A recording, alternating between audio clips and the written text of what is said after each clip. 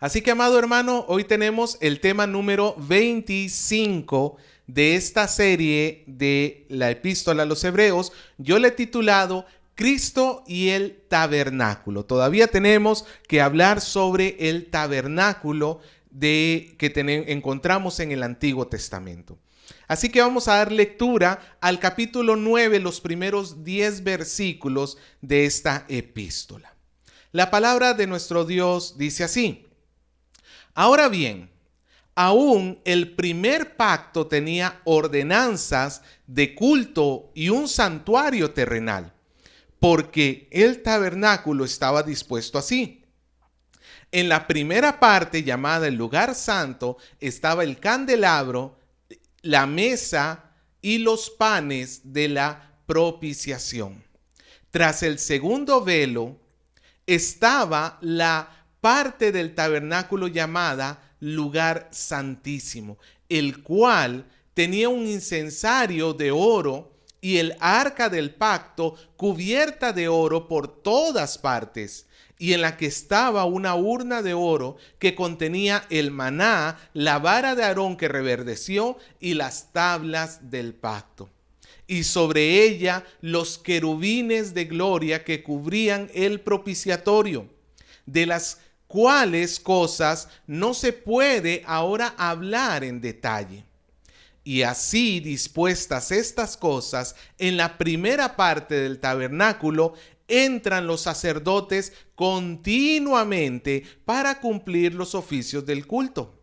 Pero en la segunda parte, solo el sumo sacerdote una vez al año, no sin sangre, la cual ofrece por sí mismo y por los pecados de ignorancia del pueblo, dando el Espíritu Santo a entender con esto que aún no se había manifestado el camino al lugar santísimo, entre tanto que la primera parte del tabernáculo estuviese en pie, lo cual es símbolo para el tiempo presente, según el cual se presentan ofrendas y sacrificios que no pueden hacer perfecto en cuanto a la conciencia al que practica ese culto, ya que consiste solo de comidas y bebidas y de diversas abluciones y ordenanzas acerca de la carne,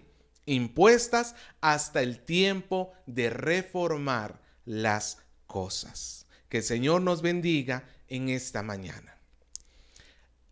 Hacia finales del siglo pasado murió un hombre llamado Ron Wyatt. ¿Quién es este hombre? Este hombre era un enfermero que de un momento a otro le nació que él podía ser arqueólogo, y sin ningún tipo de estudio se fue a hacer supuestamente trabajos de arqueología. Pues bien, este hombre afirmó haber encontrado el arca del pacto, el arca de la alianza. Para los que no están muy entendidos sobre el tema, el arca de la alianza es una parte del tabernáculo. El tabernáculo era el lugar de adoración que se estableció en el tiempo de Moisés y que se usó durante el Antiguo Testamento hasta que se colocó el templo, que vino a ser como un gran tabernáculo, pero al final de cuentas tenía las mismas cosas. Y el arca de la alianza era la parte principal, estaba escondido en una cámara en lo más interior que nadie, sino solamente el sumo sacerdote una vez al año, podía entrar allí. Y sobre el arca había esta tapa que tenía dos querubines encima, donde el sacerdote echaba la sangre de los sacrificios para que el pueblo fuera perdonado. En el propiciatorio, así se llamaba esta tapa.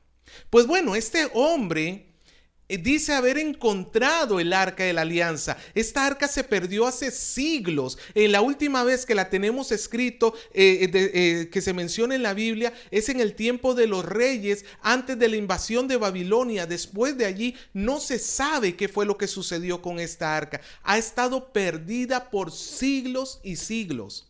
Pero este hombre dice que se la encontró, y se la encontró justamente siguiendo un escrito que encontramos en Segunda de Macabeos, un libro no inspirado por el Espíritu Santo, que el arca de la alianza Jeremías la había enterrado en una cueva, y resultó que esa cueva era debajo del monte donde Jesús fue crucificado. Así que este hombre hizo dos hallazgos: encontró el arca de la alianza y encontró donde Jesús había sido crucificado. Y justamente, según él, la cruz de Cristo estaba exactamente arriba que el arca de la alianza. Así que, según él, y nuevamente menciono esto muchas veces porque no quiero que crea que esto es así, es el pensamiento de esta persona. Según él, conforme nos dice Mateo capítulo 27, versículo 50, que cuando Jesús murió hubo un gran terremoto y las rocas se partieron. Entonces la roca que sostenía que estaba encima del arca se quebró también. Y entonces, conforme nos dice Juan 19:34, cuando el soldado romano vino y le clavó la lanza a Jesús en su costado, cuando ya estaba muerto y salió el último poco de sangre que quedaba, esa sangre cayó por la hendidura de la roca y fue a parar justamente encima del propiciatorio. De tal manera que ahora ya no era la sangre de los animales la que era utilizada para expiar el pecado, sino que era la sangre de Jesús cayendo sobre el mismo propiciatorio. Y según este hombre, como él afirma, así Dios ratificó tanto el antiguo pacto como el verdadero. En otras palabras, de nada hubiera servido que Jesús muriera en la cruz si su sangre no hubiese caído encima del propiciatorio. ¿Qué le parece a usted esta historia? Y me encantaría decir que es ficción, pero en realidad así es la realidad según este tipo. Lo que le acabo de contar es lo que él ha dicho que sucedió. ¿Cuál es el problema teológico que se encuentra en la forma como esta persona ve el arca de la alianza y el tabernáculo en sí? ¿Sabe cuál es el problema teológico de fondo? Que él piensa que el propiciatorio era necesario para que hubiese perdón de pecados. En otras palabras, si el propiciatorio se hubiera llegado a perder en lo absoluto, entonces nosotros no tendríamos esperanza de la salvación, porque la sangre de Cristo por sí sola no hubiera sido suficiente. Era necesaria la unión de las dos cosas. Pues dentro del pensamiento de esta persona, él entonces estaba sosteniendo que el antiguo pacto era tan válido como el nuevo pacto, y que los dos eran necesarios para que la salvación se pudiera para que pudiera existir la salvación. Pero ¿será esto así, amado hermano? ¿O cuál es la forma correcta que nosotros tenemos que ver el antiguo pacto? ¿De qué manera nosotros tenemos que entender el tabernáculo correctamente? Porque ciertamente este hombre piensa que el tabernáculo es tan válido hoy como lo fue en los tiempos de Moisés. Pero ¿qué nos dicen las Escrituras al respecto? El escritor de Hebreos va a continuar con el tema sobre el antiguo pacto y va a seguir hablándonos sobre ahora el tabernáculo. Y si bien es cierto, hemos hablado en semanas anteriores de que el tabernáculo ya no es una forma de acercarse a Dios, pero ciertamente el tabernáculo tenía una función principal, que era enseñar acerca de Cristo. Así que hoy vamos a aprender cómo el tabernáculo nos enseña acerca de Jesús. Yo he dividido este mensaje en dos puntos. Primero vamos a ver lo que nos enseña el tabernáculo, versículos del 1 al 7. Y luego vamos a ver las limitaciones de ese símbolo que es el tabernáculo en los versículos del 8 al 10. Así que comencemos viendo cómo el tabernáculo es el símbolo de Jesús. El tabernáculo como símbolo de Jesús. Leemos el versículo 1. Dice: ahora bien, aún el primer pacto tenía ordenanzas de culto y un santuario terrenal. Dos cosas que nos decía que tenía el tabernáculo: ordenanzas, que es la forma que se tenía que realizar el culto, y el santuario en sí mismo, que son los elementos. Nosotros, como lo hizo el autor, primero vamos a hablar de los elementos del que conformaban el tabernáculo y cómo ellos de alguna manera nos hablan de Cristo, y luego vamos a ver cómo el culto en sí mismo habla también de Cristo. Todo esto es sombra. Recuerde que lo que hemos estado hablando las últimas semanas, el tabernáculo es sombra de Jesús. ¿En qué sentido es sombra? El tabernáculo lo que hacía era anunciar algo que venía. Una sombra refleja la forma general. No se puede enseñar algo sobre la realidad que está haciendo esa sombra, pero la sombra en sí mismo es eso.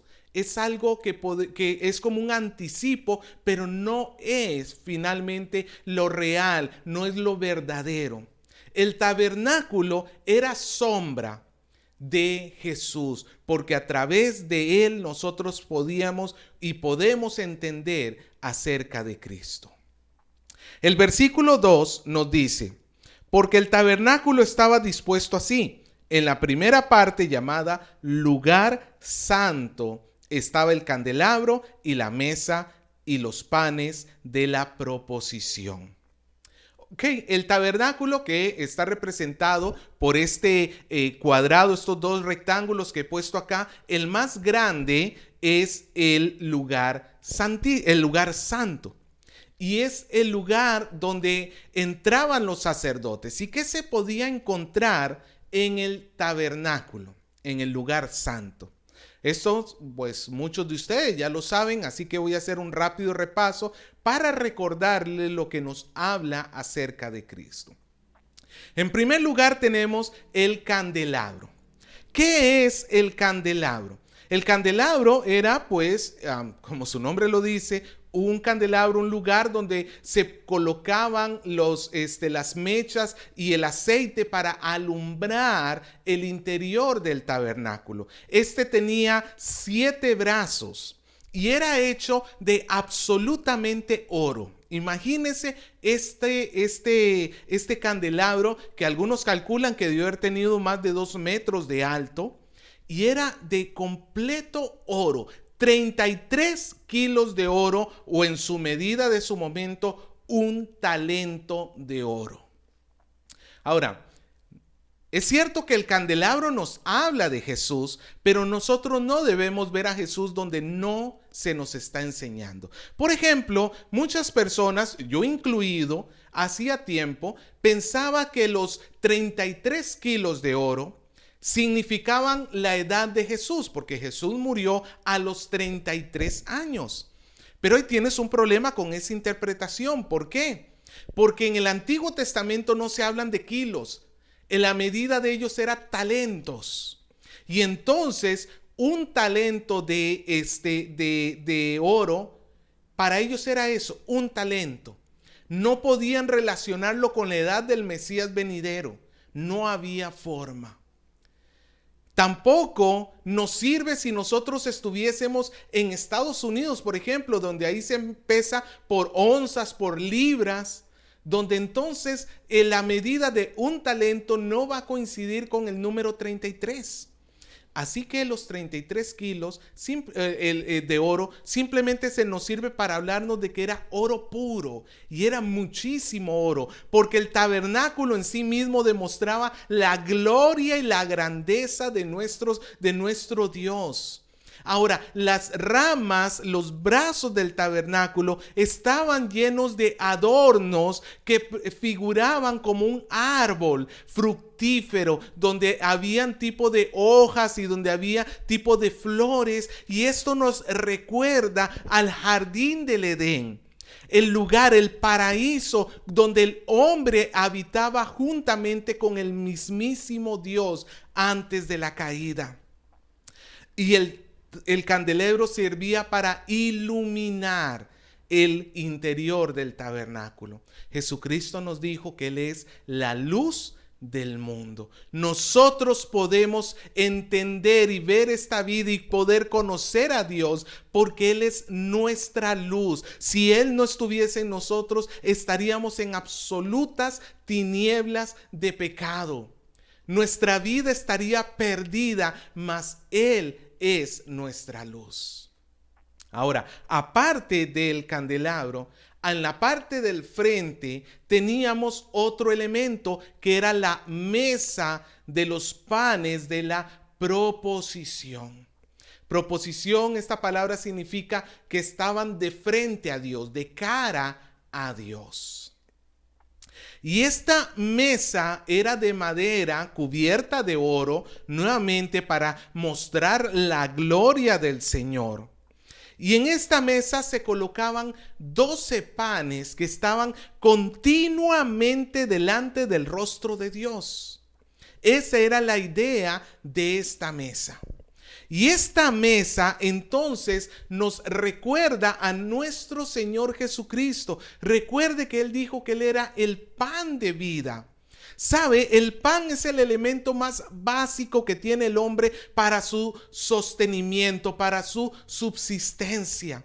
Con pan el hombre logra vivir. Con pan, solamente hermano, con que usted tuviese pan, ya sabe que va a poder vivir el día de mañana.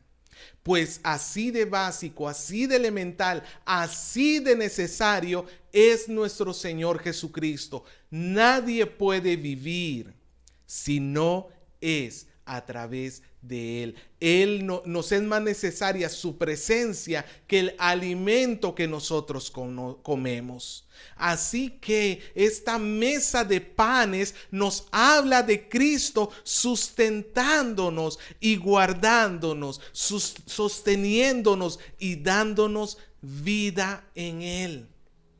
Ahora, hay otro tercer elemento que si usted sigue leyendo conmigo en el versículo número 4, nos dice en el versículo 3, tras el segundo velo estaba la parte del tabernáculo llamada el lugar santísimo y en la cual tenía un incensario de oro. Ok, el lugar santísimo es esta parte superior que tenemos después del velo del tabernáculo. Este sería el velo y este es el lugar santísimo. Y el escritor de Hebreos nos dice que el altar de incienso está dentro del lugar santísimo.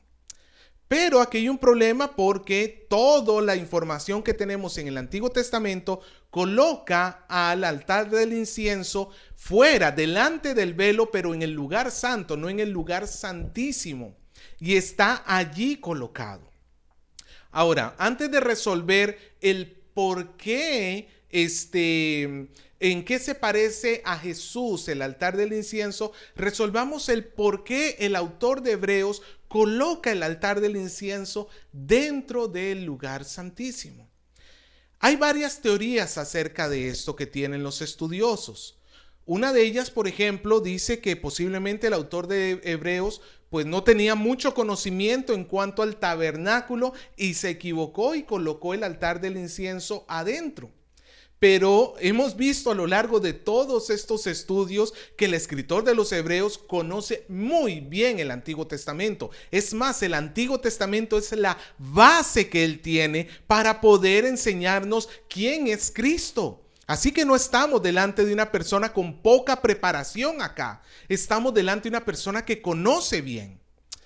Otra teoría que creo que es la más plausible es que el autor a los Hebreos está hablando del momento exacto en que el sumo sacerdote está entrando al lugar santísimo el día de la expiación. Cuando el sacerdote entraba una vez al año para hacer expiación por el pecado de todo el pueblo, tenía que tomar del incienso que tenía este altar, de las brasas que tenía este altar, y tenía que meterlo en un pequeño incensario como el que utiliza la Iglesia Católica cuando hacen sus procesiones, y entraba al lugar santísimo, pero una nube de incienso tenía que llenar ese lugar de tal manera que él no viera directamente al arca del pacto, porque representaba la misma presencia de Dios y él es un hombre pecador. Así que él estaba en terrible peligro por presentarse delante de Dios.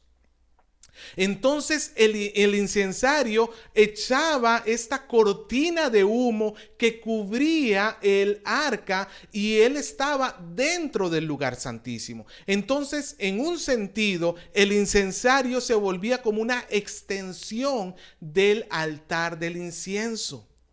Y por eso es que el autor a los Hebreos menciona que el altar del incienso está delante del velo, no detrás. Está al otro lado del velo en el lugar santísimo. Pues bueno, eso para resolver este problema. Pero, ¿qué nos habla el altar del incienso acerca de Cristo?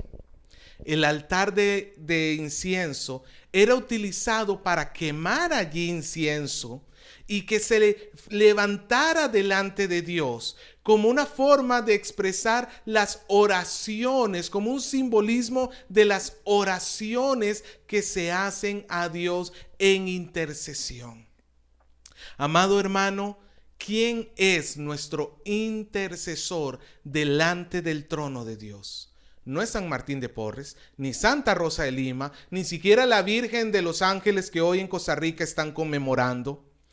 En realidad, el único intercesor, el único que puede entrar ante el trono de Dios por mérito propio e interceder por ti y rogar por ti es nuestro Señor Jesucristo. Él es el sacerdote eterno de nuestra alma. Nosotros ya no necesitamos otros intercesores porque Él está rogando allí delante de Dios por nosotros.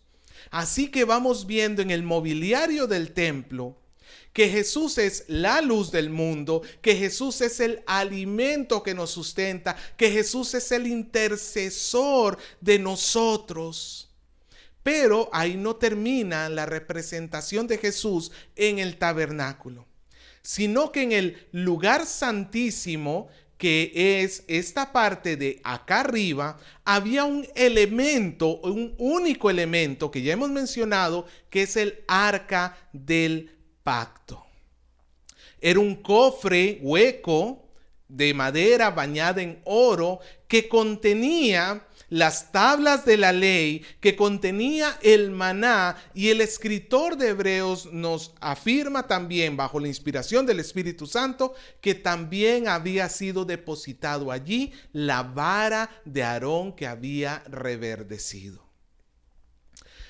Y es sobre este cofre que recordaba a través de estas cosas el pacto que Dios había hecho con su pueblo, estaba una tapa de oro que tenía 2 querubines encima de ella con las alas extendidas, y esta tapa se llamaba el propiciatorio.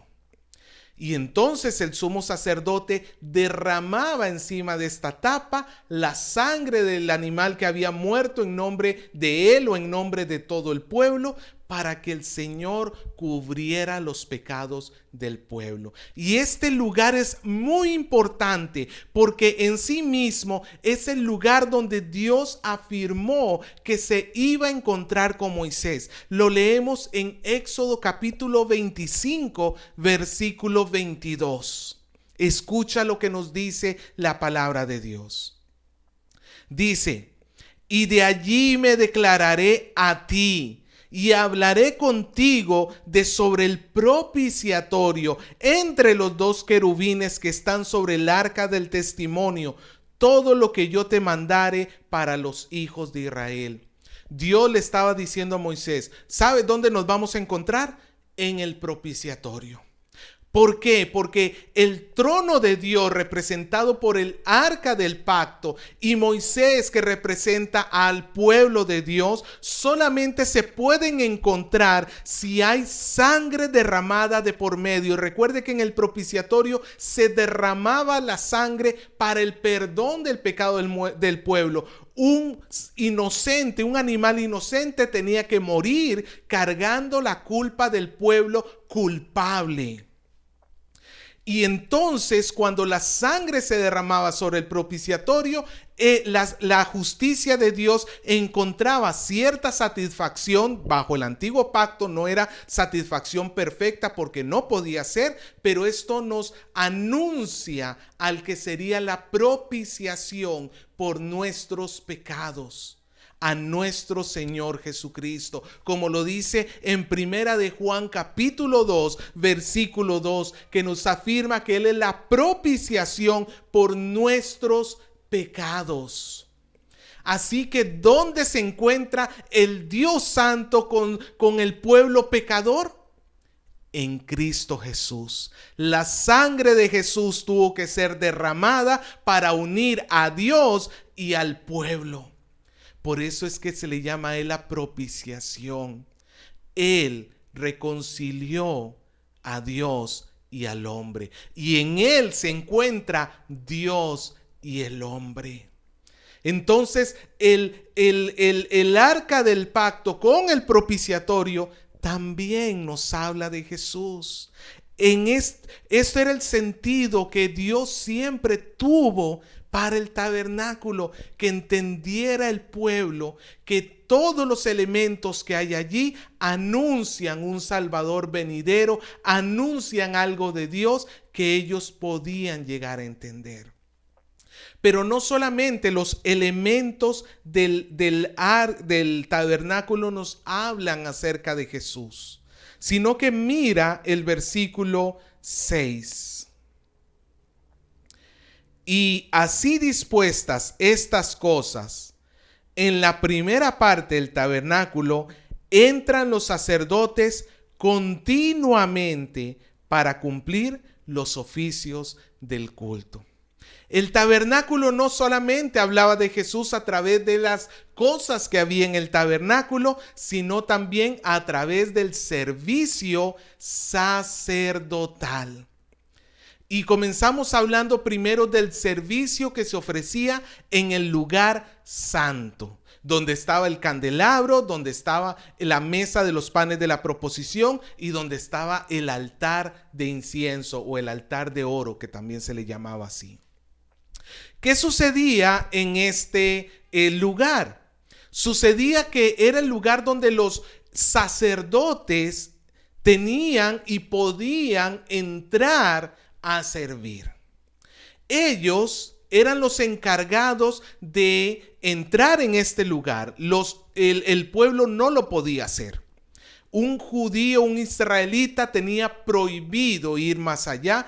Él nunca hubiera podido entrar al lugar santo. Los únicos que podían entrar allí eran los sacerdotes. ¿Y qué tenían que hacer los sacerdotes? Entrar y, por ejemplo, estar cambiando el aceite de la lámpara, cambiándole las mechas, tenían que estar cambiando los panes de la proposición, tenían que estar quemando incienso y todas estas cosas que tenía que estar haciendo continuamente el sacerdote era a favor del pueblo de Israel.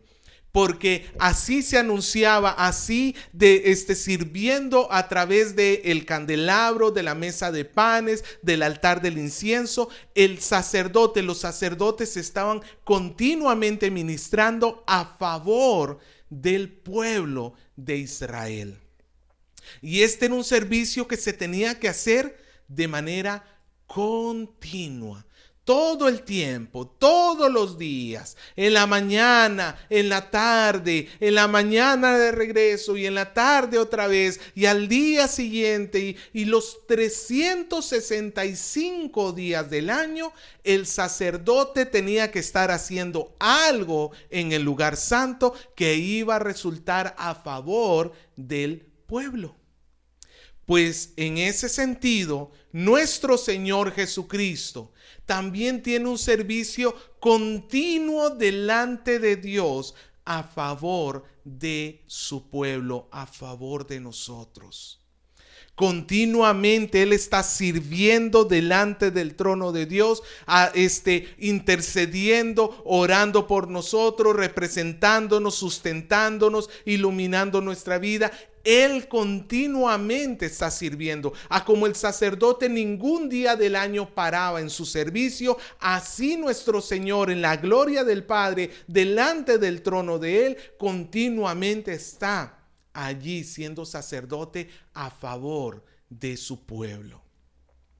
Entonces, la función del sacerdote evidenciaba a Cristo, pero también la función del sumo sacerdote. Mira el versículo número 7. Pero en la segunda parte, hablando del lugar santísimo, solo el sumo sacerdote una vez al año, no sin sangre, la cual ofrece por sí mismo y por los pecados de la ignorancia del pueblo. Ahora es en el lugar santísimo. En el lugar santísimo no podía entrar el pueblo. En primer lugar, el pueblo estaba prohibido de entrar. Si no podía entrar en el lugar santo, menos en el lugar santísimo. Pero tampoco los sacerdotes podían entrar en el lugar santísimo. Ellos se tenían que quedar en el lugar santo, hasta allí nomás. Solamente el sumo sacerdote podía entrar. Y a diferencia de los sacerdotes que todos los días podían entrar en el lugar santo, el sumo sacerdote una sola vez al año podía entrar en el lugar santísimo. ¿Por qué? Porque venía a ofrecer el sacrificio para el perdón de pecados, y para esto traía la sangre del animal que había sido sacrificado. Primero por él, porque él era pecador y tenía que recibir el perdón de Dios, y luego sacrificio también por el pueblo en sí mismo. Y esto era un servicio único en el sentido de una vez al año, no como el servicio en el lugar santo, que era todos los días, varias veces al día. En cambio, en el lugar santísimo era una única vez al año. En ese sentido, entonces, nos habla de Jesús como el que ha hecho un único sacrificio por el pueblo. Ya hemos visto en semanas anteriores que este sacrificio que hacía el sumo sacerdote se tenía que repetir año a año, porque el que ofrecía, el sacerdote, era débil, era pecador, y el animal ofrecido era creación. A final de cuentas es imperfección. Y por eso se tenía que hacer año tras año, tras año, tras año. Pero nuestro Señor Jesucristo, una sola vez y para siempre, porque Él es el sacerdote santo, ofreciendo la sangre perfecta, su propia sangre, que solamente bastó una sola vez para que nosotros encontrásemos el perdón absoluto y perfecto de todos nuestros pecados. Así que, amado hermano, nosotros en Cristo hemos sido absolutamente perdonados, y eso lo vemos a través del servicio del sacerdote, entrando una sola vez a ofrecer sacrificio por nosotros. Así que ya hemos visto cómo las cosas del tabernáculo hablan de Cristo, y ya hemos visto cómo el servicio sacerdotal habla de Cristo, cómo el culto habla de Cristo. Ahora le invito para que veamos la segunda parte, las limitaciones que tiene este símbolo.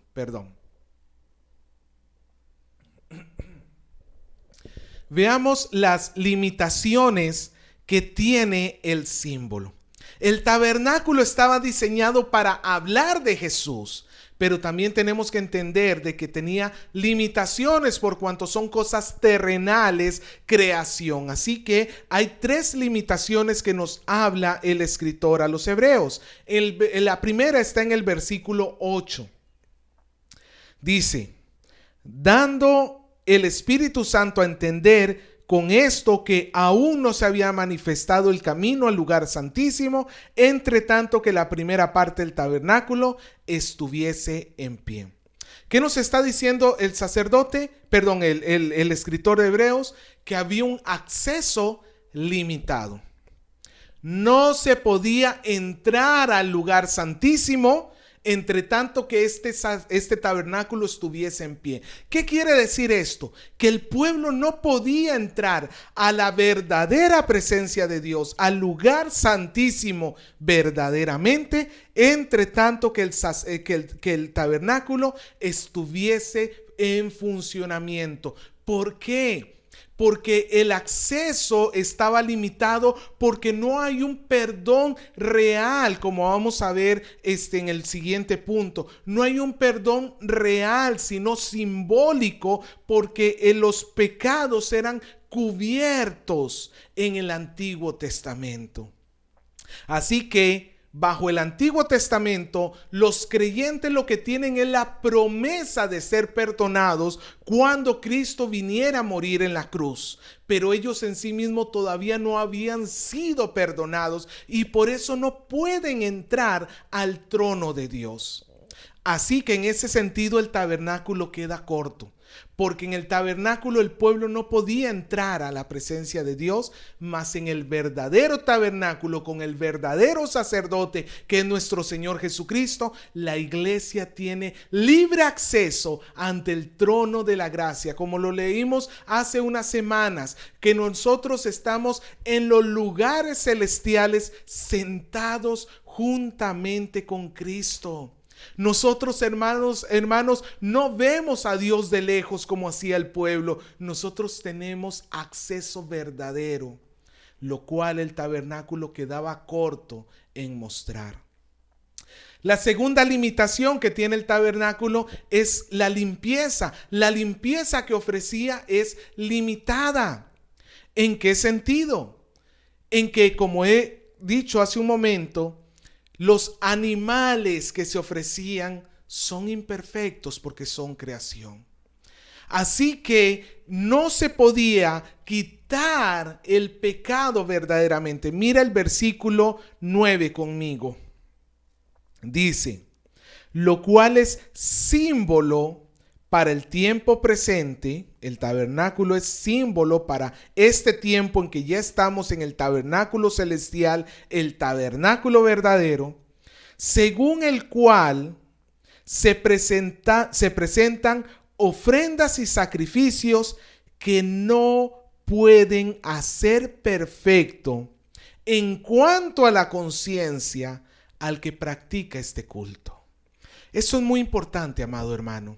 Los creyentes del antiguo pacto que ofrecían verdaderamente sus sacrificios en fe y con total dependencia de Dios, porque no todos los sacrificios eran aceptados por Dios. El pueblo de Israel comenzó a hacer sacrificios sin importarle en realidad su vida y empezaban a vivir en pecado y a hacer sacrificios. Ese tipo de cosas no le agradaba a Dios. Pero cuando un verdadero creyente ofrecía sus sacrificios bajo el antiguo pacto, no podía recibir verdadera limpieza de su conciencia. Su conciencia no podía ser completamente limpiada, perfectamente limpiada. ¿Por qué? Porque el pecado no podía ser perdonado. Lo que sucede bajo el antiguo pacto es que el pecado es cubierto. Dios en su paciencia es como si escondiera ese pecado allí, lo tapara por un momento, no porque ya lo haya perdonado, sino porque todavía no está trayendo el castigo que se merece sobre ese pecado, porque Él está esperando que Cristo en la cruz cargue con el castigo que tenía ese pecador. Pero entonces, al no poder quitar bajo el Antiguo Testamento el pecado del hombre, sino que lo ocultaba, lo cubría, entonces la conciencia de la persona no podía estar como la de nosotros. Amado hermano, nosotros bajo el nuevo pacto tenemos la posibilidad de ser absolutamente limpios de toda conciencia mala. No significa que no entendamos de que el pecado es malo, sino que entendemos que toda nuestra culpa ha sido puesta sobre Jesús y nosotros ya no tenemos culpabilidad alguna. En ese sentido, el antiguo pacto quedaba corto en comparación con Jesús, en comparación con el nuevo pacto, porque bajo el nuevo pacto nosotros tenemos verdadera, perfecta limpieza de conciencia. Si tú estás cargando con una conciencia sucia, por decirlo así, es porque no has aceptado el perdón de Cristo.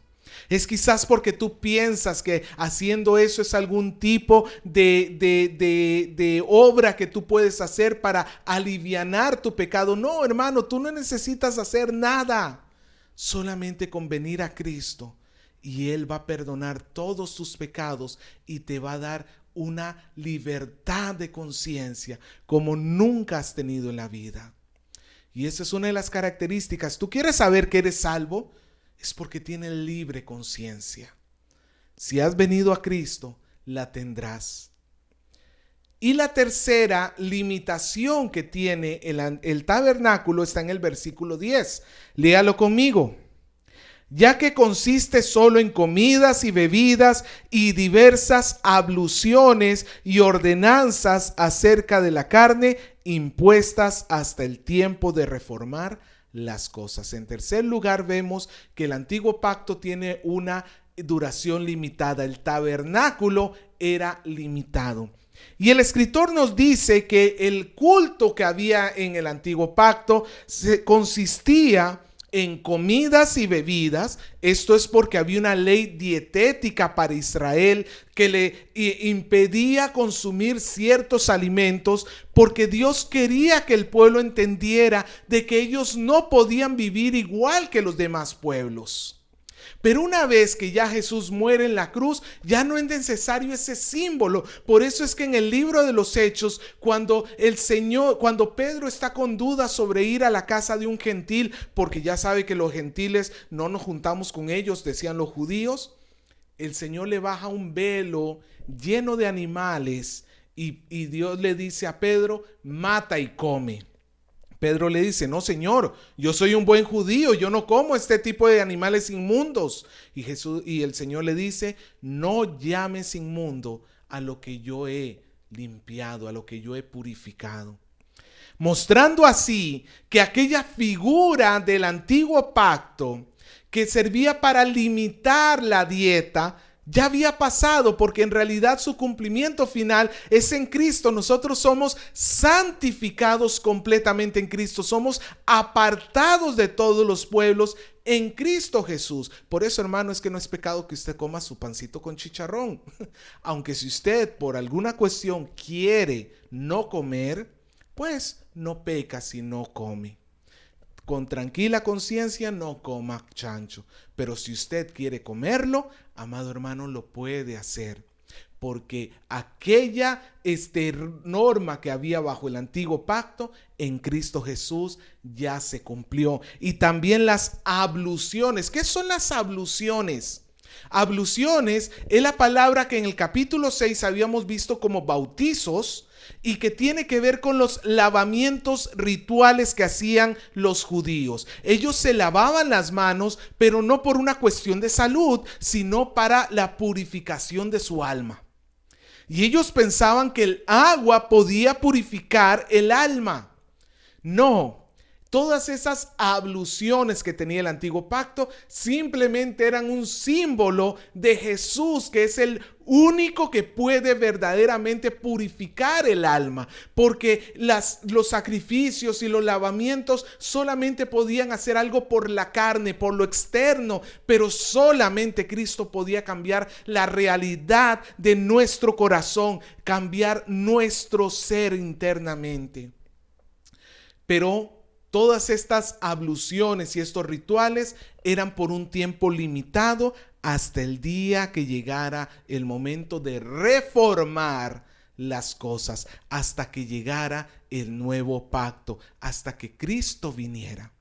Así que, amado hermano, el tabernáculo no fue hecho como una forma para que la iglesia siga acercándose a Dios. No, no lo debemos desechar de todo, porque podemos aprender muchísimo de él. Podemos ver a Jesús en él. Pero no es una forma válida para ofrecer culto a Dios, porque todos sus elementos tenían un significado y en Cristo se cumplieron.